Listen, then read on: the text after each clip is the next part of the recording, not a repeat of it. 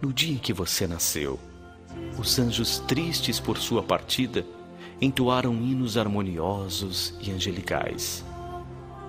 Era uma despedida entre irmãos. Anjos de asas transparentes, sorridentes, juntos brincavam no céu. A separação doía, não queriam ficar longe de você, anjo travesso e feliz. Foi então que tiveram uma ideia. Em cada ano de vida terrestre, um desceria e ficaria ao seu lado. Assim, a cada ano, um deles lhe faria companhia e, aproveitando, mataria a saudade.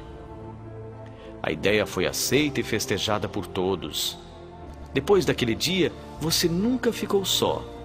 A cada novo aniversário, um anjo desce e fica ao seu lado. Sua proteção sempre foi muito grande, porque nada é mais forte que a pureza dos anjos. Hoje é seu aniversário, dia da troca da guarda, e eu gostaria muito de ser um deles para ficar com você, espelhando luz e amor ao seu redor. Como não posso, envio-lhe meu abraço, meu carinho e a minha prece, para que seu anjo da guarda seja tão iluminado quanto você. Parabéns.